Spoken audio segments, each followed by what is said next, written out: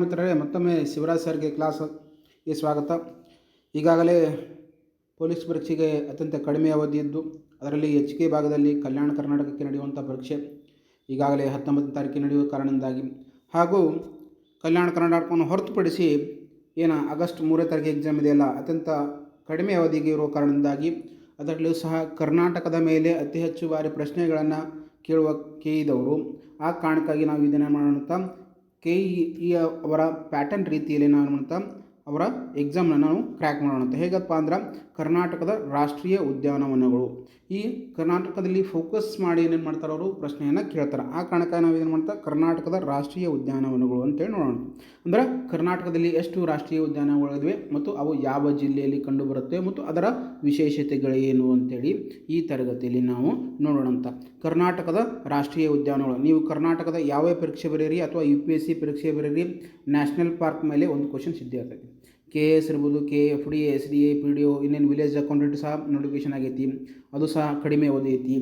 ಇವೆಲ್ಲದಕ್ಕೂ village accountant ಇರ್ಬೋದು, KSRP ಇರ್ಬೋದು, KSISF ಇರ್ಬೋದು, ಇನ್ನೇನು ಟೀಚರ್ ರಿಕ್ವೈರ್ಮೆಂಟ್ಗೆ 15,000 ಟೀಚರ್ ರಿಕ್ವೈರ್ಮೆಂಟ್ ಮಾಡ್ತೀನಿ ಅಂತ ಹೇಳಿದಾರೆ, ಅದಕ್ಕೂ ಸಹ ಎಲ್ಲದಕ್ಕೂ ಕಡಿಮೆ ರಿಕ್ವೈರ್ಮೆಂಟ್ ಟೈಮ್ ಇದೆ ನಿಮಗೆ.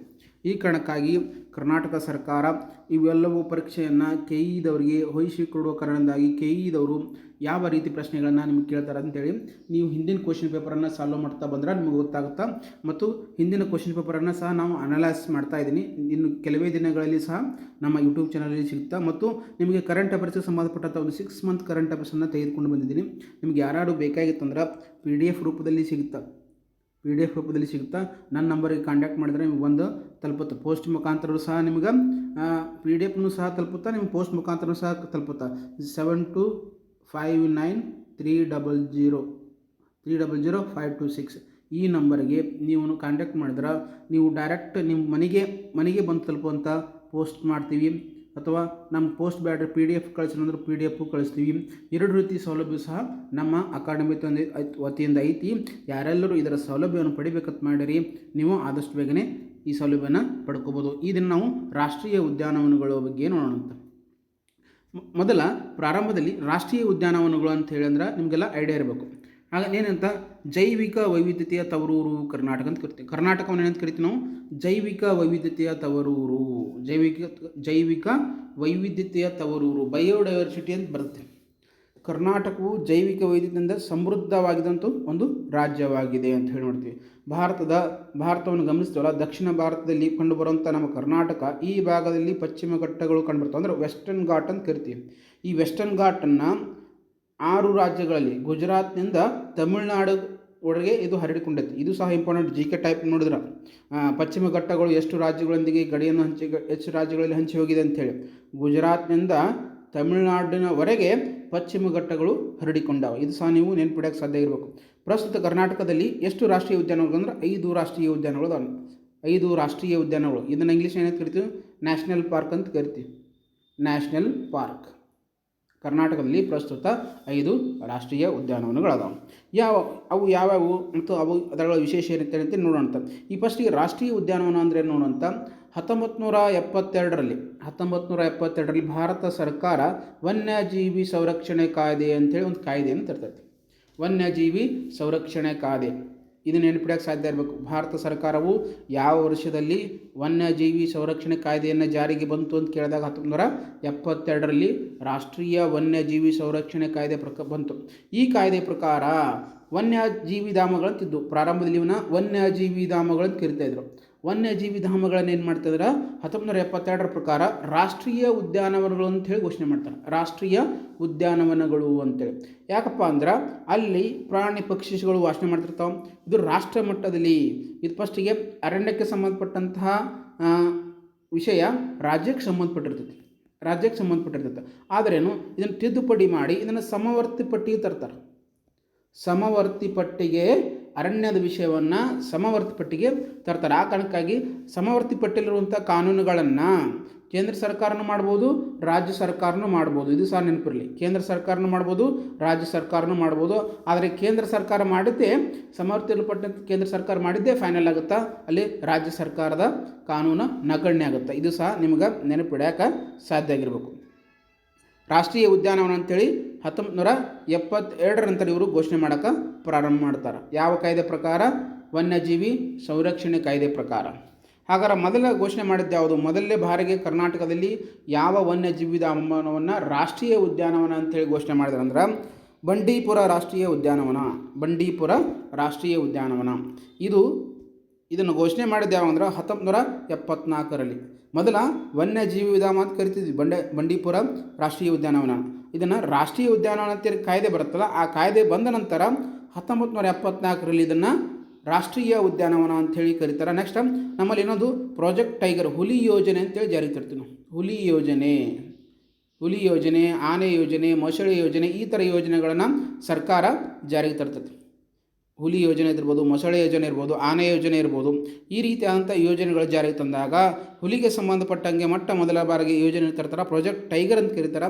1973ರ ಅಡಿಯಲ್ಲಿ ಇದನ್ನು ರಾಷ್ಟ್ರೀಯ ಉದ್ಯಾನವನ, ಹುಲಿ ಸಂರಕ್ಷಿತ ಪ್ರದೇಶನ ಹೌದು. ಯಾವುದು? ಬಂಡೀಪುರ ಹುಲಿ ಸಂರಕ್ಷಿತ ಪ್ರದೇಶನ ಹೌದು. ಹುಲಿ ಸಂರಕ್ಷಿತ ಪ್ರದೇಶನ ಹೌದು ಅಂತ ನಿಮಗೆ ಆ ಸ್ಟೇಟ್ಮೆಂಟಲ್ಲಿ ಕೇಳಿರ್ತಾನೆ. ಬಂಡೀಪುರ ಒಂದು ರಾಷ್ಟ್ರೀಯ ಉದ್ಯಾನವನ, ಇದು ಹುಲಿ ಸಂರಕ್ಷಿತ ಪ್ರದೇಶವಾಗಿದೆ. ಎಸ್ ಆರ್ ನೋ ಅಥವಾ ಮೇಲಿನ 1 ಸರಿ 2 ಸರಿ ಅಂತ ಈ ರೀತಿ ಪ್ರಶ್ನೆನ ನಿಮಗೆ ಕೇಳ್ತಾನೆ. ಇದು ಯಾವ ಜಿಲ್ಲೆಯಲ್ಲಿ ಕಂಡು ಬರ್ತೈತಿ? ಬಂಡೀಪುರ ಯಾವ ಜಿಲ್ಲೆಯಲ್ಲಿ ಕಂಡು ಬರ್ತದೆ ಅಂತ ಕೇಳಿದಾಗ ನೀವು ಚಾಮರಾಜನಗರ ಜಿಲ್ಲೆಯಲ್ಲಿ ಕಂಡು ಬರ್ತೈತಿ. ಚಾಮರಾಜನಗರ ಜಿಲ್ಲೆಯಲ್ಲಿ ಬಂಡೀಪುರ ರಾಷ್ಟ್ರೀಯ ಉದ್ಯಾನ ಕಂಡು ಬರ್ತೈತಿ. ಇದರ ಒಟ್ಟು ವಿಸ್ತೀರ್ಣ ನೋಡಿದಾಗ 874 ಚದರ ಕಿಲೋಮೀಟರ್ ಇದು ಹರಡಿಕೊಂಡೈತಿ. ಯಾವುದು? ಬಂಡೀಪುರ ರಾಷ್ಟ್ರೀಯ ಉದ್ಯಾನ. ಇದು ಕರ್ನಾಟಕದ ಮೊದಲ ಮತ್ತು ಅತಿ ದೊಡ್ಡ ರಾಷ್ಟ್ರೀಯ ಉದ್ಯಾನವನ. ಇದು ನೆನಪಿಡಬೇಕಾಗಿರ್ಬೇಕು. ಕರ್ನಾಟಕದ ಮೊದಲ ರಾಷ್ಟ್ರೀಯ ಉದ್ಯಾನ ಅಂತೇಳಿ ಘೋಷಣೆ ಮಾಡೋದು ಇದನ್ನೇ. ಮತ್ತು ಕರ್ನಾಟಕದ ಅತ್ಯಂತ ದೊಡ್ಡ ರಾಷ್ಟ್ರೀಯ ಉದ್ಯಾನ ಅಂದರು ಬಂಡೀಪುರ ರಾಷ್ಟ್ರೀಯ ಉದ್ಯಾನವನ. ಇದು ಭಾರತದಲ್ಲ, ಮತ್ತು ನೀವು ಭಾರತದ ದೊಡ್ಡ ರಾಷ್ಟ್ರೀಯ ಉದ್ಯಾನ ಅಂತ ತಿಳ್ಕೊಬೇಡ್ರಿ. ಭಾರತದ ದೊಡ್ಡ ರಾಷ್ಟ್ರೀಯ ಉದ್ಯಾನವನಲ್ಲ, ಇದು ಕೇವಲ ಕರ್ನಾಟಕದ ದೊಡ್ಡ ರಾಷ್ಟ್ರೀಯ ಉದ್ಯಾನವನ ಮತ್ತು ಮೊದಲ ಬಾರಿಗೆ ಘೋಷಣೆ ಮಾಡಿದಂತಹ ರಾಷ್ಟ್ರೀಯ ಉದ್ಯಾನವನ ಯಾವಪ್ಪ ಅಂದ್ರೆ ಬಂಡೀಪುರ ರಾಷ್ಟ್ರೀಯ ಉದ್ಯಾನವನ, ಚಾಮರಾಜನಗರ ಜಿಲ್ಲೆಯಲ್ಲಿ ಕಂಡುಬರುತ್ತದೆ. ನೆಕ್ಸ್ಟ್ ಇದು ನೀಲಿಗಿರಿ ಜೀವಗಳು ಮೀಸಲು ಪ್ರದೇಶದ ಒಂದು ಭಾಗವಾಗೈತಿ. ನಿಮಗೆ ಕೇಳ್ತಾನೆ, ನೀಲಿಗಿರಿ ಜೀವಗಳ ಮೀಸಲು ಪ್ರದೇಶದ ಭಾಗವಾಗಿರುವಂಥ ರಾಷ್ಟ್ರೀಯ ಉದ್ಯಾನವನ ಯಾವುದು? ನೀಲಿಗಿರಿ ಅಂತ ಬರ್ತದೆ. ತಮಿಳುನಾಡಿನಲ್ಲಿ ಹಿಡ್ಕೊಂಡು ಕರ್ನಾಟಕದ ಈ ಕಡೆನೂ ಬರ್ತಿದೆ. ತಮಿಳುನಾಡಿನಲ್ಲಿ ಅಂತ ನೀಲಿಗಿರಿಯಲ್ಲಿ, ಇದರ ಜೊತೆಗೆ ಕರ್ನಾಟಕದಲ್ಲಿ ಬರುವಂತಹ ಇದನ್ನು ಏನಂತ ಕರಿತೀವಿ ನಾವು, ಇದರ ಒಂದು ಭಾಗವಾಗಿರುತ್ತೆ. ಅದು ಬಂಡೀಪುರ ರಾಷ್ಟ್ರೀಯ ಉದ್ಯಾನ. ನಿಮ್ಗೆ ಕೇಳ್ತಾನೆ, ನೀಲಿಗಿರಿ ಜೀವಿಗಳ ಮೀಸಲು ಪ್ರದೇಶದ ಒಂದು ಭಾಗವಾಗಿರುವ ರಾಷ್ಟ್ರೀಯ ಉದ್ಯಾನವನ ಯಾವುದು ಅಂತೇಳಿ. ಆವಾಗ ನಿಮಗೆ ನೆನಪಿಡೋಕ್ಕೆ ಸಾಧ್ಯ ಇರಬೇಕು ಬಂಡೀಪುರ ರಾಷ್ಟ್ರೀಯ ಉದ್ಯಾನ. ಇದು ಕಬಿನಿ ನದಿಯು ಬಂಡೀಪುರ ಮತ್ತು ನಾಗರಹೊಳೆ ರಾಷ್ಟ್ರೀಯ ಉದ್ಯಾನವನ್ನು ಪ್ರತ್ಯೇಕಿಸುತ್ತದೆ. ಇನ್ನೊಂದು ರಾಷ್ಟ್ರೀಯ ಉದ್ಯಾನ ಅದು ನಾಗರಹೊಳೆ ರಾಷ್ಟ್ರೀಯ ಉದ್ಯಾನ ಅಂತ ಕರಿತೀವಿ. ಈ ನಾಗರಹೊಳೆ ರಾಷ್ಟ್ರೀಯ ಉದ್ಯಾನ ಮತ್ತು ಬಂಡೀಪುರ ರಾಷ್ಟ್ರೀಯ ಉದ್ಯಾನವನ್ನು ಬೇರ್ಪಡಿಸುವ ನದಿ ಯಾವುದು ಅಂತ ಕೇಳಿದಾಗ ಕಬಿನಿ ನದಿ. ನೆನಪಿಡ್ರಿ, ಬಂಡೀಪುರ ರಾಷ್ಟ್ರೀಯ ಉದ್ಯಾನದಲ್ಲಿ ಹರಿದು ಹೋಗುವಂಥ ನದಿಯೂ ಸಹ ಕಬಿನಿ ನದಿ. ಬಂಡೀಪುರ ಮತ್ತು ನಾಗರಹೊಳೆ ರಾಷ್ಟ್ರೀಯ ಉದ್ಯಾನವನ್ನು ಪ್ರತ್ಯೇಕಿಸುವ ನದಿ ಯಾವುದು ಅಂತ ಕೇಳಿದಾಗ ಕಬಿನಿ. ಮೊಯ್ಯಾರ್ ನದಿಯು ಈ ಉದ್ಯಾನವನದ ದಕ್ಷಿಣದ ಗಡಿಯಾಗಿ ಹರಿಯುತ್ತದೆ. ಮೊಯ್ಯಾರ್ ನದಿ ನಿಮ್ಗೆ ಕೇಳ್ತಾನೆ, ಬಂಡೀಪುರದ ರಾಷ್ಟ್ರೀಯ ದಕ್ಷಿಣದ ಉದ್ಯಾನದ ಗಡಿ ಯಾವ ನದಿ ಯಾವುದು ಅಂದ್ರೆ ಮೊಯ್ಯಾರ್ ನದಿ. ಇದು ಬಂಡೀಪುರದ ದಕ್ಷಿಣದ ಗಡಿಯಾಗಿ ಹರಿತದೆ. ದಕ್ಷಿಣದ ಗಡಿಯಾಗಿ ಯಾವುದು? ಬಂಡೀಪುರದ್ದು.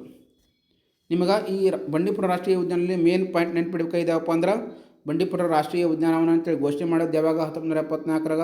ಯಾವ ಯೋಜನೆಯಡಿಯಲ್ಲಿ ಇದನ್ನು ಹುಲಿಯ ಸಂರಕ್ಷಿತ ಪ್ರದೇಶ ಅಂತ ಕರೀತಾರೆ? 1973 ಪ್ರಾಜೆಕ್ಟ್ ಟೈಗರ್ ಯೋಜನೆಯಡಿಯಲ್ಲಿ. ಇದು ಯಾವ ಜಿಲ್ಲೆಯಲ್ಲಿ ಕಂಡು ಬರ್ತದೆ ಅಂದರೆ ಚಾಮರಾಜನಗರ ಜಿಲ್ಲೆಯಲ್ಲಿ. ವಿಸ್ತೀರ್ಣ ಎಷ್ಟಪ್ಪ ಅಂದರೆ 874 ಚದರ ಕಿಲೋಮೀಟರ್ ಇದು ವಿಸ್ತೀರ್ಣ ಐತಿ. ಇದು ಕರ್ನಾಟಕದ ಮೊದಲ ಮತ್ತು ವಿಶ್ವದ ಅತಿ ದೊಡ್ಡದ ರಾಷ್ಟ್ರೀಯ ಉದ್ಯಾನವನ. ಕರ್ನಾಟಕದ ಮೊದಲ ಘೋಷಿತ ರಾಷ್ಟ್ರೀಯ ಉದ್ಯಾನ ಮತ್ತು ಕರ್ನಾಟಕದ ಅತಿ ದೊಡ್ಡ ರಾಷ್ಟ್ರೀಯ ಉದ್ಯಾನವನ. ಇದು ನೀಲಗಿರಿ ಜೀವನ ಮೀಸಲು ಪ್ರದೇಶ ಕಂಡು ಬರ್ತೈತಿ. ಮತ್ತು ವೆರಿ ಇಂಪಾರ್ಟೆಂಟ್ ಪಾಯಿಂಟ್ ಅಂದರೆ ಇದನ್ನು ಹಲವಾರು ಬಾರಿ ಎಕ್ಸಾಮಲ್ಲಿ ಕೇಳಿದಾನ. ನಾಗರಹೊಳೆ ಮತ್ತು ಬಂಡೀಪುರ ರಾಷ್ಟ್ರೀಯ ಉದ್ಯಾನವನ್ನು ಪ್ರತ್ಯೇಕಿಸುವಂಥ ನದಿ ಯಾವುದು? ವೆರಿ ಇಂಪಾರ್ಟೆಂಟ್, ಕಬಿನಿ ನದಿ. ರಿಮೆಂಬರ್ ಮಾಡ್ಕೊಂಡು ನೀವು, ವೆರಿ ಇಂಪಾರ್ಟೆಂಟ್ ಇದು ಕಬಿನಿ ನದಿ. ಇದೆಲ್ಲ ಬಂಡೀಪುರ ರಾಷ್ಟ್ರೀಯ ಉದ್ಯಾನವನ. ನೆಕ್ಸ್ಟ್ ಯಾವುದತ್ತೆ? ಬನ್ನೇರುಘಟ್ಟ ರಾಷ್ಟ್ರೀಯ ಉದ್ಯಾನವನ. ಬನ್ನೇರುಘಟ್ಟ ರಾಷ್ಟ್ರೀಯ ಉದ್ಯಾನವನ ಇದನ್ನು ಬನ್ನೇರುಘಟ್ಟ ರಾಷ್ಟ್ರೀಯ ಉದ್ಯಾನವನ ಅಂತೇಳಿ ಘೋಷಣೆ ಮಾಡಿದ ವರ್ಷ ಅಂದರೆ 1974ರಲ್ಲಿ. 1974ರಲ್ಲಿ ಇದನ್ನು ಬಂಡೀಪುರ ರಾಷ್ಟ್ರೀಯ ಉದ್ಯಾನವನ ಘೋಷಣೆ ಮಾಡ್ತಾರೆ. ಇದು ಯಾವ ಜಿಲ್ಲೆಯಲ್ಲಿ ಕಂಡು ಬರ್ತದೆ ಅಂದ್ರೆ ಬೆಂಗಳೂರು ನಗರ ಅಥವಾ ಭಾಗಶಃ ರಾಮನಗರ. ಈ ಸಣ್ಣ ರಾಮನಗರ ಜಿಲ್ಲೆ ಅಂತ ಕರಿತಲ್ಲ, ಅದರ ಗಡಿಯಲ್ಲಿ, ಭಾಗಶಃ ರಾಮನಗರದ ಗಡಿಯಲ್ಲಿ ಕಂಡು ಬರುತ್ತೆ. ಯಾವುದು? ಬನ್ನೇರುಘಟ್ಟ ರಾಷ್ಟ್ರೀಯ ಉದ್ಯಾನವನ. ಬನ್ನೇರುಘಟ್ಟ ರಾಷ್ಟ್ರೀಯ ಉದ್ಯಾನ ಬೆಂಗಳೂರು ನಗರದ ಜಿಲ್ಲೆಯಲ್ಲಿ ಕಂಡು ಬರ್ತೈತಿ. ಅದು ರಾಮನಗರದ ಗಡಿಯ ಜೊತೆಗೆ ಇದೊಂದು ಗಡಿಯನ್ನು ಹಚ್ಕೊಂಡೈತಿ. ವಿಸ್ತೀರ್ಣ ಎಷ್ಟೈತೆ ಅಂದ್ರೆ 104 ಚದರ ಕಿಲೋಮೀಟ್ರ್. 104 ಚದರ ಕಿಲೋಮೀಟರ್ ಅಷ್ಟು ವಿಸ್ತೀರ್ಣ ಹೊಂದೈತಿ. ನೆಕ್ಸ್ಟ್ ಇದು ಕರ್ನಾಟಕದ ಅತಿ ಚಿಕ್ಕ ರಾಷ್ಟ್ರೀಯ ಉದ್ಯಾನವನ. ಆಗಳಿಗೆ ನೋಡಿದ್ವಲ್ಲ, ಬಂಡೀಪುರ ರಾಷ್ಟ್ರೀಯ ಉದ್ಯಾನವನ ಕರ್ನಾಟಕದ ಅತಿ ದೊಡ್ಡ ರಾಷ್ಟ್ರೀಯ ಉದ್ಯಾನವನ. ಮೊಟ್ಟ ಮೊದಲ ಬಾರಿಗೆ ರಾಷ್ಟ್ರೀಯ ಉದ್ಯಾನವನ ಅಂತ ಘೋಷಣೆ ಮಾಡಿದ್ದು ಕರ್ನಾಟಕದಲ್ಲಿ ಯಾವತ್ತು ಅಂದರೆ ಅದೇ ಬಂಡೀಪುರ ರಾಷ್ಟ್ರೀಯ ಉದ್ಯಾನವನ. ಇದು ಕರ್ನಾಟಕದಲ್ಲಿಯೇ ಅತ್ಯಂತ ಚಿಕ್ಕದಾದಂಥ ರಾಷ್ಟ್ರೀಯ ಉದ್ಯಾನವನ ಯಾವುದಪ್ಪ ಅಂದ್ರೆ ಬನ್ನೇರುಘಟ್ಟ ರಾಷ್ಟ್ರೀಯ ಉದ್ಯಾನವನ. ಭಾರತದ ಮೊದಲ ಚಿಟ್ಟೆ ಉದ್ಯಾನವನ ಬಟರ್ಫ್ಲೈ ಪಾರ್ಕ್ 2006ರಲ್ಲಿ ಸ್ಥಾಪಿಸಲಾಯಿತು. ಇದನ್ನು ಹಲವಾರು ಬಾರಿ ಎಕ್ಸಾಮ್ನಲ್ಲಿ ಕೇಳಿದಾನೆ. PC ಇರ್ಬೋದು, PSI ಇರ್ಬೋದು, KS ಇರ್ಬೋದು, ಆ ಎಕ್ಸಾಮ್ನಲ್ಲಿ ಕೇಳಿದಾನ. ಮೊದಲ ಚಿಟ್ಟೆ ಉದ್ಯಾನವನವನ್ನು ಎಲ್ಲಿ ಸ್ಥಾಪಿಸಲಾಯಿತು ಮತ್ತು ಯಾವ ವರ್ಷದಲ್ಲಿ ಸ್ಥಾಪಿಸಲಾಯಿತು ಮತ್ತು ಯಾವ ರಾಷ್ಟ್ರೀಯ ಉದ್ಯಾನವನದಲ್ಲಿ ಸ್ಥಾಪಿಸಲಾಯಿತು ಅಂತೇಳಿ ಎಕ್ಸಾಮಲ್ಲಿ ಕೇಳ್ತಾನೆ. ಭಾರತದ ಮೊದಲ ಚಿಟ್ಟೆ ಉದ್ಯಾನವನ ಬಟರ್ಫ್ಲೈ ಆಗಿದ್ದವಾದ್ರೆ 2006ರಲ್ಲಿ ಸ್ಥಾಪನೆ ಆಗುತ್ತೆ. ಅದು ಬನ್ನೇರುಘಟ್ಟ ರಾಷ್ಟ್ರೀಯ ಉದ್ಯಾನವನದಲ್ಲಿ ಸ್ಥಾಪನೆ ಆಗುತ್ತೆ. ನೆಕ್ಸ್ಟ್ ಸಫಾರಿ, ಲಯನ್ಸ್, ಟೈಗರ್, ಮೃಗಾಲಯ ಮತ್ತು ಜೈವಿಕ ಉದ್ಯಾನವನವನ್ನು ಒಳಗೊಂಡಿದೆ. ಇಲ್ಲಿ ಸಫಾರಿ ಇದೆ, ಮೃಗಾಲಯ ಇದೆ ಮತ್ತು ಜೈವಿಕ ಉದ್ಯಾನವನ ಸಹ ಇದು ಏನು ಬನ್ನೇರುಘಟ್ಟ ಒಳಗೊಂಡೈತಿ. ನೆಕ್ಸ್ಟ್ ನಾಗರಹೊಳೆ ರಾಷ್ಟ್ರೀಯ ಉದ್ಯಾನವನ. ನಿಮ್ಗೆ ಆಗಲೇ ಇದು ಬಂದಿತ್ತು, ನಾಗರಹೊಳೆ ರಾಷ್ಟ್ರೀಯ ಉದ್ಯಾನವನ. ಹಿಂದಿನಲ್ಲಿ ಬಂಡೀಪುರ ಹೇಳಕ್ಕಂತಲ್ಲ, ಅವಾಗ ಬಂದಿತ್ತು, ನೆನಪಿರಲಿ. ನಾಗರಹೊಳೆ ರಾಷ್ಟ್ರೀಯ ಉದ್ಯಾನವನವನ್ನು ಘೋಷಣೆ ಮಾಡಿದ ವರ್ಷ ಅಂದ್ರೆ 1988. ಮೊದಲು ಎರಡು ಘೋಷಣೆ ಮಾಡಿರ್ತಾರೆ 1974ರಲ್ಲಿ ಬಂಡೀಪುರ ರಾಷ್ಟ್ರೀಯ ಉದ್ಯಾನವನ ಮತ್ತು ಬನ್ನೇರುಘಟ್ಟ ರಾಷ್ಟ್ರೀಯ ಉದ್ಯಾನವನ ಘೋಷಣೆ ಮಾಡಿದ 1974ರಲ್ಲಿ. ಬಟ್ ನಾಗರಹೊಳೆ ರಾಷ್ಟ್ರೀಯ ಉದ್ಯಾನವನ ಅಂತೇಳಿ ಘೋಷಣೆ ಮಾಡಿದ್ದು 1988ರಲ್ಲಿ ಘೋಷಣೆ ಮಾಡಿರ್ತಾರೆ. ಇದು 1950ರಲ್ಲಿ ವನ್ಯಜೀವಿ ಅಭಯಾರಣ್ಯವಾಗಿತ್ತು. ನಿಮ್ಗೆ ಹೇಳಿದಿಲ್ಲ, ಮೊದಲ ವನ್ಯಜೀವಿ ಅಭಯಾರಣ್ಯವಾದಂತಹ ಸ್ಥಳಗಳನ್ನು 1972ರ ವನ್ಯಜೀವಿ ಸಂರಕ್ಷಣೆ ಕಾಯ್ದೆ ಪ್ರಕಾರ ರಾಷ್ಟ್ರೀಯ ಉದ್ಯಾನವನ ಅಂತೇಳಿ ಘೋಷಣೆ ಮಾಡೋಕೆ ಸರ್ಕಾರ ನಿರ್ಧಾರ ಮಾಡಿತು. ಹಾಗೆಯೇ ಬಂಡೀಪುರ ರಾಷ್ಟ್ರೀಯ ಉದ್ಯಾನವನ ಅಂತೇಳಿ ಘೋಷಣೆ ಮಾಡೋದು ಯಾವಾಗ? ಬಂಡೀಪುರವನವನ್ನು 74ರಾಗ, ಬನ್ನೇರುಘಟ್ಟನ 74ರಾಗ, ಅದರ ನಾಗರಹೊಳೆಯನ್ನು ಘೋಷಣೆ ಮಾಡಿದ್ದು 1988ರಾಗ. 1955ರ ವನ್ಯಜೀವಿ ಸಂರಕ್ಷಣೆ ಕಾಯ್ದೆ ಅಡಿಯಲ್ಲಿ ಇದು ಅಭಯಾರಣ್ಯವಾಗಿತ್ತು. ನೆಕ್ಸ್ಟ್ ಇದು ಯಾವ ಜಿಲ್ಲೆಯಲ್ಲಿ ಕಂಡುಬರ್ತಂದ್ರೆ ಕೊಡಗು ಮತ್ತು ಮೈಸೂರಿನಲ್ಲಿ ಎರಡೂ ಜಿಲ್ಲೆಯಲ್ಲಿ ಕಂಡುಬರ್ತದೆ. ಎರಡೂ ಜಿಲ್ಲೆಯಲ್ಲಿ ಹರಡಿಕೊಂಡಿರುವಂಥ ಒಂದು ರಾಷ್ಟ್ರೀಯ ಉದ್ಯಾನವನ ಯಾವುದು? ನಾಗರಹೊಳೆ ರಾಷ್ಟ್ರೀಯ ಉದ್ಯಾನವನ. ಇದರ ಒಟ್ಟು ವಿಸ್ತೀರ್ಣ ಅಂದ್ರೆ 643 ಚದರ ಕಿಲೋಮೀಟರ್. 643 ಚದರ ಕಿಲೋಮೀಟರ್ ವಿಸ್ತೀರ್ಣವನ್ನು ಹೊಂದೈತಿ. ಇದಕ್ಕೆ ಇನ್ನೊಂದು ಅಧಿಕೃತವಾಗಿ ಇನ್ನೊಂದು ಏನು ಕರೀತಾರೆ? ರಾಜೀವ್ ಗಾಂಧಿ ರಾಷ್ಟ್ರೀಯ ಉದ್ಯಾನವನ. ಇದನ್ನು ಹಲವಾರು ಬಾರಿ ಎಕ್ಸಾಮಲ್ಲಿ ಕೇಳಿದಾನೆ. Very important point. ಯಾವ ಉದ್ಯಾನವನವನ್ನು ರಾಜೀವ್ ಗಾಂಧಿ ರಾಷ್ಟ್ರೀಯ ಉದ್ಯಾನವನ ಎಂದು ಕರೆಯುತ್ತಾರೆ? ಯಾವ ಉದ್ಯಾನವನವನ್ನು ರಾಜೀವ್ ಗಾಂಧಿ ರಾಷ್ಟ್ರೀಯ ಉದ್ಯಾನವನ ಎಂದು ಕರೆಯುತ್ತಾರೆ ಅಂತೇಳಿ ಹಲವಾರು ಬಾರಿ ಎಕ್ಸಾಮಲ್ಲಿ ಕೇಳಿದಾನ. ಅದನ್ನು ನೆನಪಿಡೋಕ್ಕೆ ಸಾಧ್ಯ ಆಗಿರಬೇಕು. ಅದೇ ನಾಗರಹೊಳೆ ರಾಷ್ಟ್ರೀಯ ಉದ್ಯಾನವನ. ನಾಗರಹೊಳೆ ರಾಷ್ಟ್ರೀಯ ಉದ್ಯಾನವನ ಏನಾಗುತ್ತಪ್ಪ ಅಂದ್ರೆ ಮೊಟ್ಟ ಮೊದಲ ಬಾರಿಗೆ ಇದನ್ನು ರಾಜೀವ್ ಗಾಂಧಿ ರಾಷ್ಟ್ರೀಯ ಉದ್ಯಾನ ಅಂತ ಕರೀತಾರೆ. ಇದು ಯಾವ ಜಿಲ್ಲೆಯಲ್ಲಿ ಕಂಡುಬರ್ತಂದ್ರೆ ಕೊಡಗು ಮತ್ತು ಮೈಸೂರು ಜಿಲ್ಲೆಯಲ್ಲಿ ಕಂಡುಬರ್ತದೆ. ಯಾವುದು? ನಾಗರಹೊಳೆ ರಾಷ್ಟ್ರೀಯ ಉದ್ಯಾನವನ. ನೆಕ್ಸ್ಟ್ ಇದಕ್ಕೂ ವಿಶ್ವ ಪಾರಂಪರಿಕ ತಾಣ. ಇದೊಂದು ವಿಶ್ವ ಪಾರಂಪರಿಕ ತಾಣವಾಗಿದೆ. ಯಾವುದು? ನಾಗರಹೊಳೆ ರಾಷ್ಟ್ರೀಯ ಉದ್ಯಾನವನ ಯುನೆಸ್ಕೋ ವಿಶ್ವ ಪಾರಂಪರಿಕ ತಾಣವಾಗಿದೆ. ಇದು ಅದರ ಸ್ಥಾನದಲ್ಲಿ ಪಟ್ಟಿಯನ್ನು ಪಡೆದುಕೊಂಡಿದೆ. ಈ ಉದ್ಯಾನವನದ ಮೂಲಕ ಕಬಿನಿ, ಲಕ್ಷ್ಮಣ ತೀರ್ಥ, ಸರತಿ ಮತ್ತು ನಾಗರಹೊಳೆ ನದಿಗಳು ಹರಿಯುತ್ತವೆ. ನಾಗರಹೊಳೆ ರಾಷ್ಟ್ರೀಯ ಉದ್ಯಾನವನದಲ್ಲಿ ಹಲವಾರು ನದಿಗಳು ಇರ್ತವೆ. ಒಂದು ಕಬಿನಿ, ಆಗಲೇ ಏನು ಹೇಳ್ತು, ನಾಗರಹೊಳೆ ರಾಷ್ಟ್ರೀಯ ಉದ್ಯಾನವನ ಮತ್ತು ಬಂಡೀಪುರ ರಾಷ್ಟ್ರೀಯ ಉದ್ಯಾನವನ್ನು ವಿಭಜನೆ ಮಾಡುವಂಥ ನದಿ ಯಾವುದು ಕೇಳಿದಾಗ ಕಬಿನಿ ನದಿ. ಆದರೆ ನಾಗರಹೊಳೆಯಲ್ಲಿ ಹರಿಯುವಂಥ ನದಿಗಳು ಯಾವಪ್ಪ ಅಂದ್ರೆ ಕಬಿನಿ ನದಿ, ಲಕ್ಷ್ಮಣ ತೀರ್ಥ, ಸರತಿ ಮತ್ತು ನಾಗರಹೊಳೆ ನದಿಗಳು. ನಾಗರಹೊಳೆಯಲ್ಲಿ ವೆರಿ ಇಂಪಾರ್ಟೆಂಟ್. ನಾಗರಹೊಳೆ ಮತ್ತು ಬಂಡೀಪುರವನ್ನು ವಿಭಜಿಸುವ ನದಿ ಯಾವುದು ಕೇಳಿದಾಗ ಕಬಿನಿ ನದಿ. ನಾಗರಹೊಳೆಯಲ್ಲಿ ಹರಿಯುವಂಥ ನದಿ ಯಾವುದು ಅಂತ ಕೇಳಿದಾಗ ಹರಿಯುವ ನದಿಗಳು ಯಾವುದು ಅಂತ ಕೇಳಿದಾಗ ಲಕ್ಷ್ಮಣ ತೀರ್ಥ, ಸರತಿ, ನಾಗರಹೊಳೆ ನದಿಗಳು ಏನು ಮಾಡ್ತಾವೆ? ಇಲ್ಲಿ ಈ ನಾಗರಹೊಳೆ ರಾಷ್ಟ್ರೀಯ ಉದ್ಯಾನವನದಲ್ಲಿ ಹರಿತಾವೆ. ಏಷ್ಯನ್ ಆನೆಗಳು ಮತ್ತು ಹುಲಿಗಳಿಗೆ ಸಾಂದ್ರತೆ ಅತ್ಯಂತ ಹೆಚ್ಚಾಗಿದೆ. ಇಲ್ಲಿ ಏನಪ್ಪ ಅಂದ್ರೆ ನಾಗರಹೊಳೆ ರಾಷ್ಟ್ರೀಯ ಉದ್ಯಾನದಾಗ ಅತಿ ಹೆಚ್ಚು ಯಾವೆಲ್ಲ ಪ್ರಾಣಿಗಳು ಕಂಡುಬರ್ತವೆ ಅಂದ್ರೆ ಏಷ್ಯನ್ ಆನೆಗಳು ಮತ್ತು ಹುಲಿ ಸಾಂದ್ರತೆಗಳು ಅತಿ ಹೆಚ್ಚಾಗಿ ಕಂಡುಬರ್ತವೆ. ಹುಲಿ ಸಾಂದ್ರತೆ ಅಂದ್ರೇನು? ಒಂದು ಪ್ರದೇಶದಲ್ಲಿ 5 ಹುಲಿಗಳು 6 ಹುಲಿಗಳು ವಾಸಿಸುವಂಥದ್ದು, ಅದನ್ನು ಸಾಂದ್ರತೆ ಅಂತೇಳಿ ನಾವು ಕರಿತೀವಿ. ಅದು ನಾಗರಹೊಳೆ ರಾಷ್ಟ್ರೀಯ ಉದ್ಯಾನದಲ್ಲಿ ಅತಿ ಹೆಚ್ಚು ಕಂಡುಬರ್ತವೆ ಈ ಪ್ರಾಣಿಗಳು. ನೀವು ನೆನಪಿಡ್ಬೇಕಾಗಿದ್ದೇನು ಗೊತ್ತೋ ಇದರಲ್ಲಿ. ಇದು ಘೋಷಣೆ ಮಾಡಿದ ವರ್ಷ 1988ರಾಗ. ಇದು ಯಾವ ಜಿಲ್ಲೆಯಲ್ಲಿ ಕಂಡು ಬರ್ತದೆ ಕೇಳಿದಾಗ ಕೊಡಗು ಮತ್ತು ಮೈಸೂರು. ಇದಕ್ಕೆ ಇನ್ನೊಂದು ಹೆಸರನ್ನು ಕೇಳಿದಾಗ ರಾಜೀವ್ ಗಾಂಧಿ ಅಂತಾರಾಷ್ಟ್ರೀಯ ಉದ್ಯಾನವನ, ರಾಷ್ಟ್ರೀಯ ಉದ್ಯಾನಕ್ಕೆ ನೆನಪಿಡಬೇಕು. ಇದೊಂದು ವಿಶ್ವ ಪಾರಂಪರಿಕ ತಾಣವಾಗೈತಿ. ಮತ್ತು ಇಲ್ಲಿ ಹರಿಯುವಂಥ ನದಿಗಳಂತ ಯಾವುದು ಕೇಳಿದಾಗ ಲಕ್ಷ್ಮಣ ತೀರ್ಥ, ಕಬಿನಿ, ಸರತಿ ಮತ್ತು ನಾಗರಹೊಳೆ. ಅದರಲ್ಲಿ ಇಂಪಾರ್ಟೆಂಟ್ ಯಾವುದಂದ್ರೆ ಕಬಿನಿ ನದಿ. ಯಾಕಂದರೆ ಇದು ನಾಗರಹೊಳೆ ಮತ್ತು ಬಂಡೀಪುರವನ್ನು ಬೇರ್ಪಡಿಸುವಂಥ ಒಂದು ನದಿಯಾಗಿದೆ. ಅತಿ ಹೆಚ್ಚು ಏಷ್ಯನ್ ಆನೆಗಳು ಯಾವ ಉದ್ಯಾನವನದಲ್ಲಿ ಕಂಡು ಬರ್ತದೆ ಅಂತ ಕೇಳ್ತಾನೆ. ಏಷ್ಯನ್ ಆನೆಗಳು ನಾಗರಹೊಳೆ ರಾಷ್ಟ್ರೀಯ ಉದ್ಯಾನದಲ್ಲಿ ಕಂಡು ಬರ್ತವೆ ಅಂತ ಹೇಳ್ತಾನೆ. ಇದು ಸಹ ನೀವು ಎಕ್ಸಾಮಾಗ ನೆನ್ಪಿಡ್ಯಾಕೆ ಸಾಧ್ಯ ಆಗಿರ್ಬೇಕು. ನೆಕ್ಸ್ಟ್ ಕುದುರೆಮುಖ ರಾಷ್ಟ್ರೀಯ ಉದ್ಯಾನವನ. ಕುದುರೆಮುಖ ರಾಷ್ಟ್ರೀಯ ಉದ್ಯಾನವನ ಈ ಉದ್ಯಾನವನ ಅಂತೇಳಿ ಘೋಷಣೆ ಮಾಡಿದ್ದು ಯಾವಾಗಂದ್ರೆ 1982. ಕುದುರೆಮುಖ ರಾಷ್ಟ್ರೀಯ ಉದ್ಯಾನವನ ಅಂಥೇಳಿ ಕೇಂದ್ರ ಸರ್ಕಾರ ಘೋಷಣೆ ಮಾಡಿದ್ದು ಯಾವಾಗಂದ್ರೆ 1987. ಇದೇ ನಾಗರಹೊಳೆ 1988 ಘೋಷಣೆ ಮಾಡಿರ್ತಾರೆ. ಬಂಡೀಪುರ 74, ಬನ್ನೇರುಘಟ್ಟ 74. ಹೌದಾ? ಹಾಗಾದರೆ ಕುದುರೆಮುಖ ರಾಷ್ಟ್ರೀಯ ಉದ್ಯಾನವನವನ್ನು ರಾಷ್ಟ್ರೀಯ ಉದ್ಯಾನವನ ಅಂತ ಘೋಷಣೆ ಮಾಡಿದ್ದು 1987. ಇದು ಯಾವ ಜಿಲ್ಲೆಯಲ್ಲಿ ಕಂಡು ಬರುತ್ತದೆ ಅಂತ ಕೇಳಿದಾಗ ಚಿಕ್ಕಮಗಳೂರು ಜಿಲ್ಲೆಯಲ್ಲಿ. ಕುದುರೆಮುಖ ರಾಷ್ಟ್ರೀಯ ಉದ್ಯಾನವನ ಚಿಕ್ಕಮಗಳೂರು ಜಿಲ್ಲೆಯಲ್ಲಿ ಕಂಡು ಬರ್ತೈತಿ. ಇದರ ಒಟ್ಟು ವಿಸ್ತೀರ್ಣ ನೋಡಿದಾಗ 600 ಚದರ ಕಿಲೋಮೀಟರ್. 600 ಚದರ ಕಿಲೋಮೀಟರ್ ಇದರ ವಿಸ್ತೀರ್ಣವನ್ನು ಹೊಂದೈತಿ. ಇದು ಸುಂದರವಾದಂಥ ನಿತ್ಯ ಹರಿದ್ವರ್ಣದ ಕಾಡುಗಳು ಮತ್ತು ಶೋಲಾ ಹುಲ್ಲುಗಾವಲನ್ನು ಹೊಂದಿದೆ. ನಿಮಗೆ ಕೇಳ್ತಾನೆ, ಶೋಲಾ ನಿತ್ಯ ಹರಿದ್ವರ್ಣದ ಕಾಡುಗಳು ಕಂಡುಬರುವಂಥ ರಾಷ್ಟ್ರೀಯ ಉದ್ಯಾನವನ ಯಾವುದು? ಯಾವುದು? ಕುದುರೆಮುಖ ರಾಷ್ಟ್ರೀಯ ಉದ್ಯಾನವನ. ಶೋಲಾ ಹುಲ್ಲುಗಾವಲು ಕಂಡುಬರುವಂಥ ರಾಷ್ಟ್ರೀಯ ಉದ್ಯಾನವನ ಯಾವುದು? ಕುದುರೆಮುಖ ರಾಷ್ಟ್ರೀಯ ಉದ್ಯಾನವನ. ಪಶ್ಚಿಮ ಘಟ್ಟಗಳ ಪ್ರಮುಖ ನದಿಗಳಾದ ತುಂಗಾ, ಭದ್ರಾ ಮತ್ತು ನೇತ್ರಾವತಿ ನದಿಗಳ ಉಗಮ ಸ್ಥಾನ. ಇದು ವೆರಿ ವೆರಿ ಇಂಪಾರ್ಟೆಂಟ್. ಯಾವ ರಾಷ್ಟ್ರೀಯ ಉದ್ಯಾನವನದಲ್ಲಿ ತುಂಗಾ, ಭದ್ರಾ ಮತ್ತು ನೇತ್ರಾವತಿ ನದಿಗಳು ಹುಟ್ಟುತ್ತವೆ? ಕೇವಲ ನಿಮಗೆ ಕುದುರೆಮುಖ ರಾಷ್ಟ್ರೀಯ ಉದ್ಯಾನವನ ಯಾವ ಜಿಲ್ಲೆಯಲ್ಲಿ ಕಂಡು ಬರ್ತದೆ ಅಂತ ಕೇಳಿದಾಗ ಚಿಕ್ಕಮಗಳೂರು ಅಂತ ಹೇಳ್ಬೋದು ನೀವು. ಮತ್ತು ಅದ್ರ ಘೋಷಣೆ ಮಾಡೋದು ಯಾವಾಗ ಅಂತ ಕೇಳಿದಾಗ 1987 ಒಂದು ಘೋಷಣೆ ಮಾಡ್ತಾರಂತೂ ಹೇಳ್ಬೋದು. ಬಟ್ ಈ ಪಶ್ಚಿಮ ಘಟ್ಟಗಳ ಪ್ರಮುಖ ನದಿಗಳದಾವಲ್ಲ, ಈ ಪಶ್ಚಿಮ ಘಟ್ಟಗಳ ನದಿಗಳಾದಂತಹ ತುಂಗಾ, ಭದ್ರಾ ಮತ್ತು ನೇತ್ರಾವತಿ ನದಿಗಳು ಈ ಕುದುರೆಮುಖ ರಾಷ್ಟ್ರೀಯ ಉದ್ಯಾನವನ ಸುತ್ತನೇ ಇಲ್ಲಿ ಹುಟ್ಟುತ್ತವೆ. ನದಿಗಳ ಉಗಮ ಸ್ಥಾನವಾಗೈತೆ ಯಾವುದು? ಕುದುರೆಮುಖ ರಾಷ್ಟ್ರೀಯ ಉದ್ಯಾನವನ. ಈ 3 ನದಿಗಳ ಉಗಮ ಸ್ಥಾನ ತುಂಗಾ, ಭದ್ರಾ ಮತ್ತು ನೇತ್ರಾವತಿ ನದಿಗಳು. ಇವೇನು ನೇತ್ರಾವತಿ ನದಿ ಪಶ್ಚಿಮಕ್ಕೆ ಹರಿತೈತಿ, ಇವೆಲ್ಲ ಪೂರ್ವಕ್ಕೆ ಹರಿತಾವೆ. ತುಂಗಾ ಮತ್ತು ಭದ್ರಾ ಮುಂದೆರಡು ಸರಿ ತುಂಗಾ ಭದ್ರಾ ಅಥವಾ ಶಿವಮೊಗ್ಗ ಜಿಲ್ಲೆಯ ಕೂಡ್ಲಿ ಎಂಬಲ್ಲಿ ತುಂಗಾ ಮತ್ತು ಭದ್ರಾ 2 ನದಿಗಳು ಕೂಡಿಕೊಂಡು ತುಂಗಭದ್ರಾ ನದಿಯಾಗಿ ಆಂಧ್ರ ಪ್ರದೇಶ ಕಡೆಗೆ ಹೊಸಪೇಟೆ ಡ್ಯಾಮನ್ನು ಕಟ್ಟಿದ್ದಾರೆ. ನಿಮಗೆ ನೆನಪಿರಬೇಕು. ಇದರ ಜೊತೆಗೆ ಜಿಕೆನೂ ಸಹ ನೀವು ಕವರ್ ಮಾಡ್ತಿರ್ಬೇಕು. ಚಿಕ್ಕಮಗಳೂರು ಜಿಲ್ಲೆ ಅತಿ ಕಾಫಿಗೆ ಬೆಳೆಯೋಕ್ಕೆ ಫೇಮಸ್ ಇತ್ತು. ಇವೆಲ್ಲ ನೀವು ಒಂದೊಂದು ಬೈಕ್ ನೀವು ಕವರ್ ಮಾಡ್ತಿರ್ಬೇಕು. ನೆಕ್ಸ್ಟ್ ಅಳಿವಿನ ಅಂಚಿನಲ್ಲಿರುವ ಸಿಂಹದ ಬಾಲದ ಕಪಿ ಲಯನ್ ಟೈಲ್ಡ್ ಮಕ್ಕಿ ಈ ಸಂರಕ್ಷಣೆಗಾಗಿ ಹೆಸರುವಾಸಿ. ಏನಪ್ಪ ಅಂದ್ರೆ ಕುದುರೆಮುಖ ರಾಷ್ಟ್ರೀಯ ಉದ್ಯಾನವನ ಅಳಿವಿನಂಚಿನಲ್ಲಿರುವ ಸಿಂಹದ ಬಾಲ ಕಪಿ ಲಯನ್ ಟೈಟಲ್ಡ್ ಮಕ್ಯೂ ಸಂರಕ್ಷಣೆಗೆ ಹೆಸರುವಾಸಿ ಅಂತೇಳಿ ನಾವಿಲ್ಲಿ ನೋಡ್ತೀವಿ. ಯಾವುದು? ಕುದುರೆಮುಖ ರಾಷ್ಟ್ರೀಯ ಉದ್ಯಾನವನವನ್ನು. ಇದು ಚಿಕ್ಕಮಗಳೂರು ಜಿಲ್ಲೆಯಲ್ಲಿ ಕಂಡುಬರ್ತೈತಿ. 1987 ರಾಷ್ಟ್ರೀಯ ಉದ್ಯಾನ ಅಂತ ಘೋಷಣೆ ಮಾಡ್ತಾರೆ.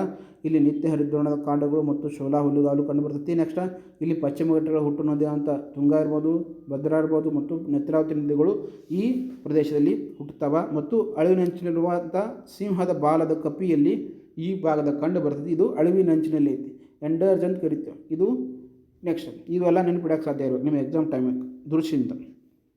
ನೆಕ್ಸ್ಟ್ ಮುಂದೆ ರಾಷ್ಟ್ರೀಯ ಉದ್ಯಾನ ಅಣಶಿ ರಾಷ್ಟ್ರೀಯ ಉದ್ಯಾನವನ ಅಥವಾ ಕಾಳಿ ರಾಷ್ಟ್ರೀಯ ಉದ್ಯಾನವನ ಎರಡು ಒಂದೇ. ಅಣಶಿ ರಾಷ್ಟ್ರೀಯ ಉದ್ಯಾನವನ ಅಥವಾ ಕಾಳಿ ರಾಷ್ಟ್ರೀಯ ಉದ್ಯಾನವನ ಅಂತ ಕೇಳ್ತೀವಿ. ಕಾಳಿ ನ್ಯಾಷನಲ್ ಪಾರ್ಕ್ ಆರ್ ಅಂಶಿ ನ್ಯಾಷನಲ್ ಪಾರ್ಕ್ ಅಂತಲೂ ಕರೀತಾರೆ. ಇದು ಸಹ ಘೋಷಣೆ ಆಗಿದ್ದು ಯಾವಾಗಪ್ಪ ಅಂದ್ರೆ 1987. 1987 ಇನ್ನಾಗ ಯಾವ್ದು ಅಧ್ಯಯನ ಮಾಡಿದ್ವಿ? ಕುದುರೆಮುಖ ರಾಷ್ಟ್ರೀಯ ಉದ್ಯಾನ ಅಧ್ಯಯನ ಮಾಡಿದ್ವಿ. ಆ ಕುದುರೆಮುಖ ರಾಷ್ಟ್ರೀಯ ಉದ್ಯಾನದ ಜೊತೆಗೆ ಈ ಅಣಶಿ ರಾಷ್ಟ್ರೀಯ ಉದ್ಯಾನವನ್ನು ಸಹ ಘೋಷಣೆ ಮಾಡ್ತಾರೆ. 1987 ಕುದುರೆಮುಖ ರಾಷ್ಟ್ರೀಯ ಉದ್ಯಾನವನ್ನು ಘೋಷಣೆ ಮಾಡಿದರು. ಅದೇ ವರ್ಷದಲ್ಲಿ ಸಹ ಅಣಶಿ ರಾಷ್ಟ್ರೀಯ ಉದ್ಯಾನ ಅಂತೇಳಿ 1987 ಘೋಷಣೆ ಮಾಡಿದರು. ಇದು ಯಾವ ಜಿಲ್ಲೆಯಲ್ಲಿ ಕಂಡು ಬರ್ತದಪ್ಪ ಅಂದ್ರೆ ಉತ್ತರ ಕನ್ನಡ ಜಿಲ್ಲೆಯಲ್ಲಿ. ಕುದುರೆಮುಖ ಚಿಕ್ಕಮಗಳೂರು ಇಲ್ಲಿ ಕಂಡು ಬರ್ತದೆ. ವಿಸ್ತೀರ್ಣ 340 ಚದರ ಕಿಲೋಮೀಟರ್ ಇರ್ತದೆ. ಯಾವುದು? ಅಣಶಿ ರಾಷ್ಟ್ರೀಯ ಉದ್ಯಾನವನ ಅಥವಾ ಕಾಳಿ ರಾಷ್ಟ್ರೀಯ ಉದ್ಯಾನವನ. ಆರಂಭದಲ್ಲಿ ಅಣಶಿ ರಾಷ್ಟ್ರೀಯ ಉದ್ಯಾನವನ ಎಂದಿತ್ತು. ಆರಂಭದಲ್ಲಿ ಏನು ಕರಿತಿದ್ರು? ಅಣಶಿ ರಾಷ್ಟ್ರೀಯ ಉದ್ಯಾನವನ ಅಂತ ಕರಿತಿದ್ರು. 2015 ಕಾಳಿ ಹುಲಿ ಸಂರಕ್ಷಿತ ಪ್ರದೇಶ, ಕಾಳಿ ಟೈಗರ್ ರಿಸರ್ವ್ ಮರುನಾಮಕರಣ ಹೊಂದಿತ್ತು. ಹುಲಿ ಸಂರಕ್ಷಿತ ಪ್ರದೇಶ ಅಂತ ನೋಡಿದೆ. ಒಂದು ಬಂಡೀಪುರ ಹುಲಿ ಸಂರಕ್ಷಿತ ಪ್ರದೇಶ, ಇನ್ನೊಂದು ಅಂಶಿ ಅಥವಾ ಕಾಳಿ ಹುಲಿ ಸಂರಕ್ಷಿತ ಪ್ರದೇಶ, ಕಾಳಿ ಟೈಗರ್ ರಿಸರ್ವ್ ಅಂತ ಕರೀತಾರೆ. ಮೊದಲು ಇದಕ್ಕೆ 2014 ಏನು ಕರಿತಿದ್ರು? ಅಣಶಿ ರಾಷ್ಟ್ರೀಯ ಉದ್ಯಾನವನ ಅಂತ ಕೇಳ್ತಿದ್ರು. ನಂತರ ಏನಾಯಿತು? ಇದು ಪ್ರಾಜೆಕ್ಟ್ ಟೈಗರ್ ಅಡಿಯಲ್ಲಿ 2015 ಕಾಳಿ ಹುಲಿ ಸಂರಕ್ಷಿತ ಪ್ರದೇಶ ಅಂತೇಳಿ ಘೋಷಣೆ ಮಾಡಿದ ಕಾರಣದಿಂದ ಇದನ್ನು ಕಾಳಿ ಹುಲಿ ಸಂರಕ್ಷಿತ ಪ್ರದೇಶ ಅಂತೇಳಿ ಕರೀತಾರೆ. ಈ ಉದ್ಯಾನವನದ ಮೂಲಕ ಕಾಳಿ ನದಿ ಹರಿಯುತ್ತದೆ. ಹೆಸರು ಹೇಳುತ್ತಾ ಕಾಳಿ ರಾಷ್ಟ್ರೀಯ ಉದ್ಯಾನವನ, ಕಾಳಿ ನದಿ ಹರಿಯುತ್ತದೆ. ನೀವು ಎಕ್ಸಾಮಲ್ಲಿ ಕಂಪ್ಲೀಟ್ ಇರ್ಬೋದು. ಅಣಸಿ ರಾಷ್ಟ್ರೀಯ ಉದ್ಯಾನವನ ಕೊಟ್ಟು ಅಣಸಿ ರಾಷ್ಟ್ರೀಯ ಉದ್ಯಾನವನದಲ್ಲಿ ಹರಿಯುವಂಥ ನದಿ ಯಾವುದು ಅಂತ ಕೇಳ್ಬೋದು. ಈ ರೀತಿ ಕನ್ಫ್ಯೂಸ್ ಆಗ್ತಿರ್ತೀವಿ ನಿಮ್ಗೆ. ಇಂಥ ಕನ್ಫ್ಯೂಸನ್ನು ನೀವು ಹೋಗಲಾಡ್ಸೋಕೆ ನೀವು ಶಾರ್ಟ್ ಪಾಯಿಂಟ್ಸ್ ನೀವು ಮಾಡ್ಕೊಂಡು ಇಟ್ಕೋಬೇಕು. ಇಂಪಾರ್ಟೆಂಟ್ ಪಾಯಿಂಟ್ಸ್ ಯಾವುದು ನಿಮಗೆ ನೆನ್ಪಿಡಬೇಕಾದ ಸಾಧ್ಯತೆಗಳನ್ನು ನೆನ್ಪಿಡ್ರಿ. ಅಣಸಿ ರಾಷ್ಟ್ರೀಯ ಉದ್ಯಾನವನದಲ್ಲಿ ಹರಿದು ಹೋಗುವಂತಹ ನದಿ ಯಾವುದು? ಕಾಳಿ ನದಿ. ಅದೇ ನಿಮಗೆ ಇನ್ನೇನು ಹೇಳಿದೆ. ನಾಗರಹೊಳೆಯಲ್ಲಿ ಹರಿಯುವಂಥ ನದಿಗಳು ಯಾವುವು? ಚಿಕ್ಕ ಕುದುರೆಮುಖ ರಾಷ್ಟ್ರೀಯ ಉದ್ಯಾನದಲ್ಲಿ ಅಂತ ಹರಿಯುವಂಥ ನದಿಗಳು ಯಾವುವು? ಒಂದ್ಸಲ ಕ್ವಿಕ್ ರೋಜ್ ನೋಡ್ಕೊಂಬಿಡೋಣ ಅಂತ. ಬಂಡೀಪುರ ರಾಷ್ಟ್ರೀಯ ಉದ್ಯಾನ ಸ್ಥಾಪನೆ ಆಗಿದ್ದು 1974. ಇದು ಪ್ರಾಜೆಕ್ಟ್ ಟೈಗರ್ ಅಡಿಯಲ್ಲಿ ಬರ್ತೈತಿ. ನೆಕ್ಸ್ಟ್ ಇದು ಚಾಮರಾಜನಗರ ಜಿಲ್ಲೆಗೆ ಕಂಡು ಬರುತ್ತೆ. ಮೊದಲ ಮತ್ತು ಅತಿ ದೊಡ್ಡ ರಾಷ್ಟ್ರೀಯ ಉದ್ಯಾನವನ ಇದು. ಬಂಡೀಪುರ ಮತ್ತು ನಾಗರಹೊಳೆಯನ್ನು ಬೇರ್ಪಡಿಸುವಂಥ ನದಿ ಕಬಿನಿ ನದಿ. ನೆಕ್ಸ್ಟ್ ಬನ್ನೇರುಘಟ್ಟ 1974 ಘೋಷಣೆ ಆಗಿರ್ತೈತಿ. ಬೆಂಗಳೂರು ನಗರದಲ್ಲಿ ಕಂಡು ಬರ್ತೈತಿ. ಅತಿ ಚಿಕ್ಕ ರಾಷ್ಟ್ರೀಯ ಉದ್ಯಾನವನ ಚಿಟ್ಟೆ ರಾಷ್ಟ್ರೀಯ ಉದ್ಯಾನವನ 2006ರಲ್ಲಿ ಸ್ಥಾಪನೆ ಮಾಡಿರ್ತಾರೆ. ನೆಕ್ಸ್ಟ್ ನಾಗರಹೊಳೆ ರಾಷ್ಟ್ರೀಯ ಉದ್ಯಾನವನ 1988ರಲ್ಲಿ ನಾಗರಹೊಳೆ ರಾಷ್ಟ್ರೀಯ ಉದ್ಯಾನ ಅಂತ ಘೋಷಣೆ ಮಾಡ್ತಾರೆ. ಇದನ್ನು ರಾಜೀವ್ ಗಾಂಧಿ ರಾಷ್ಟ್ರೀಯ ಉದ್ಯಾನ ಅಂತ ಕರೀತಾರೆ. ಇದು ವಿಶ್ವ ಪಾರಂಪರಿಕ ಪಟ್ಟಿ ತಾಣವಾಗಿತ್ತು. ಇಲ್ಲಿ ಕಬಿನಿ ಇರ್ಬೋದು, ಲಕ್ಷ್ಮಣ ತೀರ್ಥ ಇರ್ಬೋದು, ಸರತಿ ನದಿ ಮತ್ತು ನಾಗರಹೊಳೆ ಉದ್ಯಾನಗಳು ಈ ಉದ್ಯಾನವನದಲ್ಲಿ ಹರಿತಾವೆ. ನೆಕ್ಸ್ಟ್ ಕುದುರೆಮುಖ ರಾಷ್ಟ್ರೀಯ ಉದ್ಯಾನವನ ಘೋಷಣೆ ಮಾಡಿದ್ದು 1987 ಘೋಷಣೆ ಮಾಡಿರ್ತಾರೆ. ಚಿಕ್ಕಮಗಳೂರು ಜಿಲ್ಲೆಯಲ್ಲಿ ಕಂಡು ಬರ್ತೈತಿ. ಇಲ್ಲಿ ಪ್ರಮುಖ ನದಿಗಳು ಯಾವುದು? ತುಂಗ, ಭದ್ರಾ ಮತ್ತು ನೇತ್ರಾವತಿ ನದಿಗಳು.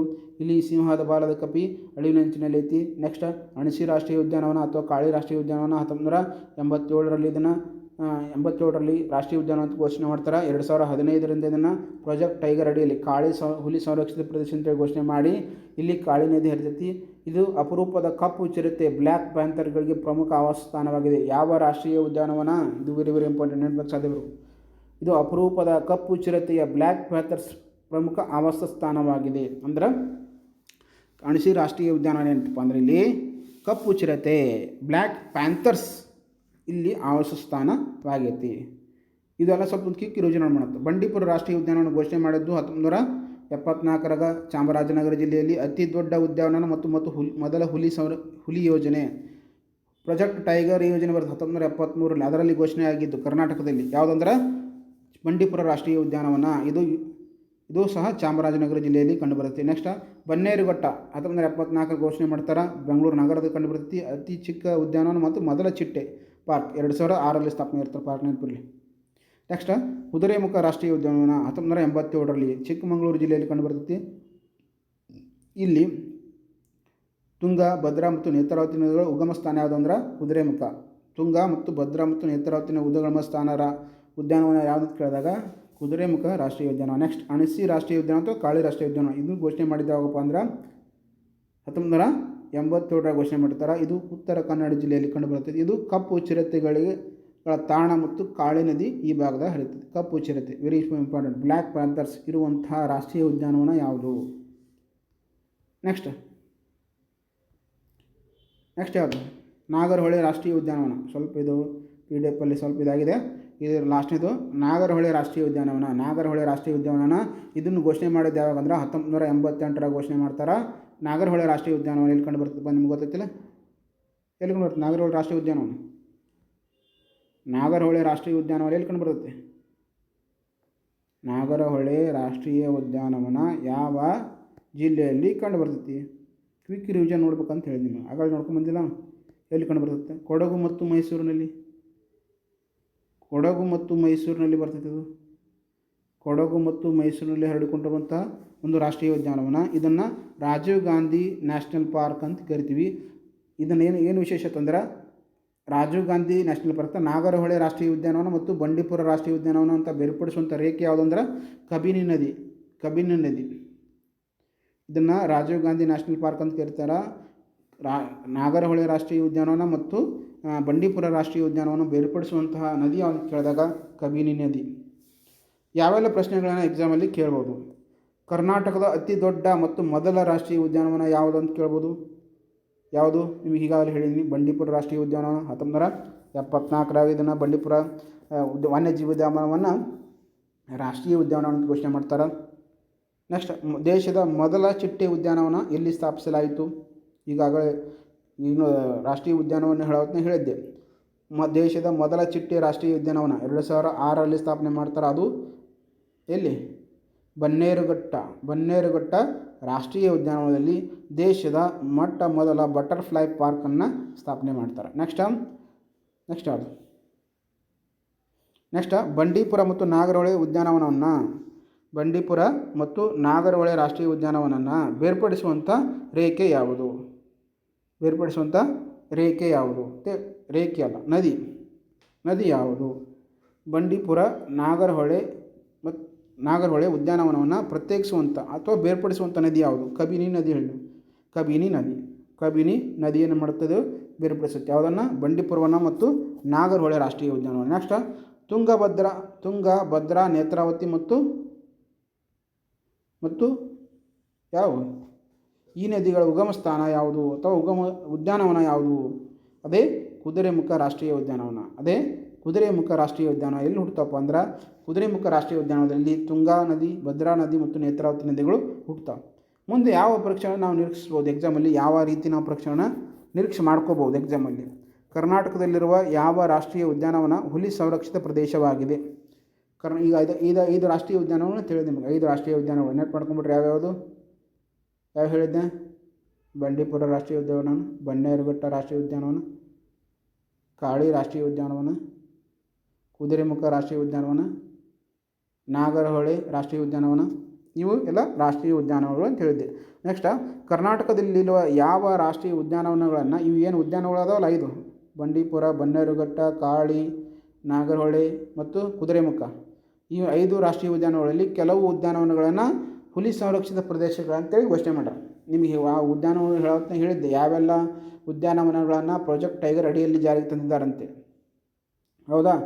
ಒಟ್ಟು 3 ರಾಷ್ಟ್ರೀಯ ಉದ್ಯಾನವನಗಳನ್ನು ಪ್ರಾಜೆಕ್ಟ್ ಟೈಗರ್ ಅಡಿಯಲ್ಲಿ ತಂದಿದ್ದಾರೆ. ಒಂದು ಬಂಡೀಪುರ ರಾಷ್ಟ್ರೀಯ ಉದ್ಯಾನವನ, ಚಾಮರಾಜನಗರ ಜಿಲ್ಲೆಯಲ್ಲಿ ಕಂಡುಬರುತ್ತೆ, ನೆನಪಿಡಲಿ. ನೆಕ್ಸ್ಟ್ ನಾಗರಹೊಳೆ ರಾಷ್ಟ್ರೀಯ ಉದ್ಯಾನವನ ಮೈಸೂರು ಮತ್ತು ಕೊಡಗು ಜಿಲ್ಲೆಯಲ್ಲಿ ಘೋಷಣೆ ಮಾಡಿದ 1988ರಾಗ, ನೆನಪಿರಲಿ. ಔಷಿ ರಾಷ್ಟ್ರೀಯ ಉದ್ಯಾನವನ ಅಥವಾ ಕಾಳಿ ರಾಷ್ಟ್ರೀಯ ಉದ್ಯಾನವನ 1987ರ ಘೋಷಣೆ ಮಾಡ್ತಾರೆ. ಇದು ಉತ್ತರ ಕನ್ನಡ ಜಿಲ್ಲೆಯಲ್ಲಿ ಕಂಡುಬರುತ್ತದೆ. ಇದು ಸಹ ಒಂದು ಹುಲಿ ಸಂರಕ್ಷಿತ ಪ್ರದೇಶ. ಏನು 5 ರಾಷ್ಟ್ರೀಯ ಉದ್ಯಾನವನಗಳದಾವಲ್ಲ, ಆ ಹೇಳುವ ಸಮಯದಲ್ಲಿ ನಿಮಗೆ ಹೇಳಿದ್ದೆ ಯಾವೆಲ್ಲ ಉದ್ಯಾನವನಗಳಲ್ಲಿ ಹುಲಿ ಸಂರಕ್ಷಿತ ಪ್ರದೇಶ ಅಂದ್ರೆ ಪ್ರಾಜೆಕ್ಟ್ ಟೈಗರ್ ಅಡಿಯಲ್ಲಿ ಬರ್ತಾವೆ ಅಂತೇಳಿ ನಿಮಗೆ ಹಿಂದಿನ ಈ ಥಿಯರಿ ಹೇಳೋದನ್ನ ಹೇಳಿದ್ದೆ. ಈ ಮತ್ತೆ ಮುಂದಿನ ವಿಡಿಯೋದಲ್ಲಿ ಸಿಗೋಣ ಅಂತ. ಇದೇ ರೀತಿ ಕ್ಲಾಸಸ್ಗಳನ್ನು ನಮ್ಮ ಅಕಾಡೆಮಿಯಿಂದ ಪ್ರತಿನಿತ್ಯ ಅಪ್ಲೋಡ್ ಮಾಡ್ತಾ ಇದ್ವಿ. ಅದು ಕರ್ನಾಟಕ ಸರ್ಕಾರ ನಡೆಸುವಂತಹ KE ಅವರು ನಡೆಸುವಂತಹ ಪರೀಕ್ಷೆಯ ದೃಷ್ಟಿಕೋನದಲ್ಲಿ ಬುಲೆಟ್ ಪಾಯಿಂಟ್ ಅಂತ ಕರೀತಾರೆ. ಈಗೇನು ಮಾರ್ಕೆಟಲ್ಲಿ ಬಂದಿದ್ದಿಲ್ಲ HYT ಅಂತೇಳಿ, HYT ಅಂತ ಬಂದಿತ್ತಲ್ಲ, ಆ HYTಗಿಂತ ಅತ್ಯಂತ ಬೆಸ್ಟ್ ಟಾಪಿಕನ್ನು, ಬೆಸ್ಟ್ ವಿಷಯವನ್ನು ನಾವು SS ಅಕಾಡೆಮಿಯಿಂದ ಕೊಡ್ತಾಯಿದ್ದೀನಿ. HYT ನಿನ್ನೆ ಕೇಂದ್ರ ಸರ್ಕಾರದ ಪೋರ್ಟಲ್ಗಳನ್ನು ಕೊಟ್ಟಿದ್ದೀನಿ, ರಾಜ್ಯ ಸರ್ಕಾರದ ಪೋರ್ಟಲ್ಗಳು ಮತ್ತು ಯೋಜನೆಗಳನ್ನು ಕೊಟ್ಟಿದ್ದೀನಿ. ಕೇಂದ್ರ ಸರ್ಕಾರದ ಯೋಜನೆಗಳನ್ನು ಕೊಡ್ತೀನಿ ನೆಕ್ಸ್ಟ್ ವೀಕಲ್ಲಿ. ಮತ್ತು ಇನ್ನು ಸಮಿತಿಗಳಂತ ಬರ್ತಾವೆ. ಪಂಚಾಯತ್ ರಾಜ್ ವ್ಯವಸ್ಥೆಗೆ ಸಂಬಂಧಪಟ್ಟಂಥ ಸಮಿತಿಗಳಿರ್ಬೋದು, ಹಣಕಾಸು ವ್ಯವಸ್ಥೆಗೆ ಸಂಬಂಧಪಟ್ಟಂಥ ಸಮಿತಿಗಳಿರ್ಬೋದು, ಇತ್ತೀಚೆಗೆ ಸುದ್ದಿಯಲ್ಲಿರುವಂತಹ ಯುದ್ಧಾಭ್ಯಾಸಗಳು, ಶಸ್ತ್ರಾಭ್ಯಾಸಗಳು, ಸಮರಾಭ್ಯಾಸಗಳು, ಅದರ ಮೇಲೆ ಕ್ಲಾಸ್ ಮಾಡಿಕೊಡ್ತೀನಿ. ಯಾಕಂದ್ರೆ ಇತ್ತೀಚೆಗೆ ಹಲವಾರು ಯುದ್ಧ ಸಮರಾಭ್ಯಾಸಗಳು ನಡೆದಾವೆ. ಯಾವ ದೇಶಗಳು ನಡೀತಾವೆ ಮತ್ತು ಅವು ಎಲ್ಲಿ ನಡೆದಾವ ಅದರ ಬಗ್ಗೆ ಕ್ಲಾಸನ್ನು ಮಾಡಿಕೊಡ್ತಿದ್ದೀನಿ. ಯಾರೆಲ್ಲ ನಿಮ್ಮ ಸ್ನೇಹಿತರು ಅದಾರಲ್ಲ ಅವ್ರಿಗೆಲ್ಲ ಅನುಕೂಲ ಆಗ್ಬೇಕು. ಪೊಲೀಸ್ ಇರ್ಬೋದು, PSI ಇರ್ಬೋದು, ವಿಲೇಜ್ ಅಕೌಂಟೆಂಟ್ ಇರ್ಬೋದು, PC ಇರ್ಬೋದು, KS ಇರ್ಬೋದು. KSC ಎಕ್ಸಾಮ್ ಆಗುವಂಥ ಹೆಲ್ಪ್ ಆಗುವಂತಹ ನೋಟ್ಸನ್ನು, ಕರೆಂಟ್ ಅಫೇರ್ಸ್ ನೋಟ್ಸನ್ನು ಶೀಘ್ರದಲ್ಲೇ ಮಾರುಕಟ್ಟೆಯಲ್ಲಿ ಬೃಹತ್ ಪ್ರಮಾಣದಲ್ಲಿ ಸುಮಾರು 500 ಪೇಜ್ ಪ್ಲಸ್ ಆಗ್ಬೋದೇನೋ ಕರೆಂಟ್ ಅಫೇರ್ಸ್. ಆ ಲೆಕ್ಕಕ್ಕೆ ಕರೆಂಟ್ ಅಫೇರ್ಸ್ ರೆಡಿ ಇದೆ. ನಿಮಗೆ ಶೀಘ್ರದಲ್ಲೇ ಮಾರುಕಟ್ಟೆ. ಈಗೇನು ನಿಮಗೆ ಶೀಘ್ರವಾಗಿ PC ಬೇಕಂದರೆ ಇನ್ನೊಂದು ಕರೆಂಟ್ ಅಫೇರ್ಸ್ ರೆಡಿ ಇದೆ. ಅದಕ್ಕೆ ಕೇವಲ 99 ರೂಪಾಯಿ. ಶೀಘ್ರದಲ್ಲಿ ಅದು ಸಹ ಒಂದು ನಿಮಗೆ ಸಹಾಯ ಆಗಲಿ ಅಂತ ಅತ್ಯಂತ ಕಡಿಮೆ ರೇಟ್ನಲ್ಲಿ 99 ರೂಪಾಯಿಗೆ PDF ರೂಪದಲ್ಲಿ ಕಳಿಸ್ತಾ ಇದ್ದೀನಿ. ನೀವು ಕರ್ನಾಟಕದಂತ ಎಲ್ಲೇ ಇರ್ರಿ, ನಿಮಗೆ PDF ರೂಪದಲ್ಲಿ ಬಂದು ತಲುಪುತ್ತಾ ಕರೆಂಟ್ ಅಫೇರ್ಸ್ ರೆಡಿ ಐತೆ. ಈ KSಗೆ ಸಂಬಂಧಪಟ್ಟಂಥ ಕರೆಂಟ್ ಅಫೇರ್ಸ್ ಮತ್ತು EPSಗೆ ಸಂಬಂಧಪಟ್ಟಂಥ ಕರೆಂಟ್ ಅಫೇರ್ಸು ಸಹ ರೆಡಿ ಮಾಡ್ತಾ ಇದ್ದೀನಿ. ಅದು ಸುಮಾರು ಇನ್ನೂ ಟೈಮ್ ತೊಗುತ್ತೆ. ಸುಮಾರು 500 ಪೇಜ್ ಮ್ಯಾಗ ಬರ್ತದೆ. ಸಂಪೂರ್ಣವಾಗಿ ಪ್ರಮುಖ ದಿನಾಚರಣೆಗಳು, ಪ್ರಶಸ್ತಿಗಳು, ಅಂತಾರಾಷ್ಟ್ರೀಯ ಎಲ್ಲ ವಿವರಣೆಗಳನ್ನು ಒಳಗೊಂಡಿರುವಂಥ ಒಂದು ಪುಸ್ತಕ ಶೀಘ್ರದಲ್ಲೇ ಮಾರುಕಟ್ಟೆ ಬರ್ತೈತಿ. ನಿಮ್ಮ ಸ್ನೇಹಿತರು ಯಾರೆಲ್ಲ ಶೇರ್ ಮಾಡಿ ಒಂದ್ಸಲ ಕ್ವಿಕ್ ರಿವಿಷನ್ ಮಾಡ್ಕೊಂಬಿಡಿ. ಕ್ವಿಕ್ ರಿವಿಷನ್ ಮಾಡ್ಕೊಳಕ್ಕೆ ಸ್ಕ್ರೀನ್ಶಾಟು ನಿಮ್ಗೆ ಒಂದು ಇದರಲ್ಲಿ ಇನ್ಸ್ಟಾಗ್ರಾಮಲ್ಲೂ ಸಹ ಹಾಕ್ತಿರ್ತಂತ. ಇದ್ರ ಸ್ಕ್ರೀನ್ಶಾಟ್ ನಿಮ್ಗೆ ಇನ್ಸ್ಟಾಗ್ರಾಮಲ್ಲಿ ಹಾಕಿರ್ತೀನಿ. ಯಾರ್ಯಾರು ನೋಡ್ಕೋಬೋದು, ನಿಮ್ಮ ಸ್ನೇಹಿತರಿಗೆ ಶೇರ್ ಮಾಡ್ಬೋದು, ಸಬ್ಸ್ಕ್ರೈಬ್ ಮಾಡಿ ಅಂತ ಹೇಳಿ. ಇನ್ನೇನು ಕೆಲವೇ ದಿನಗಳಲ್ಲಿ ಇದನ್ನು PDF ಸಹ ಮಾರ್ಕೆಟಲ್ಲಿ ಬರುತ್ತೆ. PDF ಬರುತ್ತೆ ಮತ್ತು ಬುಕ್ ರೂಪದಲ್ಲಿಯೂ ಸಹ ಮಾರ್ಕೆಟಲ್ಲಿ ಬರ್ತಾವೆ.